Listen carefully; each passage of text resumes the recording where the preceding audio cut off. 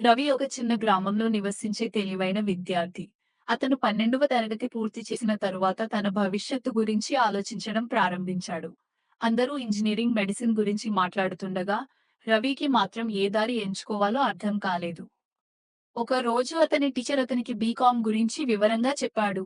వ్యాపారం, accounting, banking, finance వంటి విషయాలు ఇందులో ఉంటాయని చెప్పాడు. ఈ విషయాలు రవికి చాలా ఆసక్తికరంగా అనిపించాయి. అప్పుడు అతను బీకామ్ చదవాలని నిర్ణయించుకున్నాడు. కాలేజ్‌లో చేరిన తర్వాత రవి అకౌంటింగ్, ఎకనామిక్స్, బిజినెస్ లా వంటి సబ్జెక్ట్స్ నేర్చుకున్నాడు. క్రమంగా అతనిలో కమ్యూనికేషన్ స్కిల్స్, కంప్యూటర్ నైపుణ్యాలు కూడా పెరిగాయి. చదువుతో పాటు ఒక చిన్న కంపెనీలో ఇంటర్న్‌షిప్ చేసి ప్రాక్టికల్ అనుభవం సంపాదించాడు. కొన్ని సంవత్సరాల కష్టపడి చదివిన తరువాత రవి తన బీకామ్ డిగ్రీ పూర్తి చేశాడు. తరువాత అతనికి మంచి ఉద్యోగ అవకాశాలు వచ్చాయి. మొదట అతను ఒక కంపెనీలో అకౌంటెంట్‌గా పని ప్రారంభించాడు. తరువాత బ్యాంక్ ఉద్యోగం, టాక్స్ కన్సల్టెంట్ వంటి అవకాశాలు కూడా అతనికి లభించాయి. తనకు వచ్చిన జ్ఞానం మరియు అనుభవంతో రవి చివరకు తన స్వంత వ్యాపారం ప్రారంభించాడు.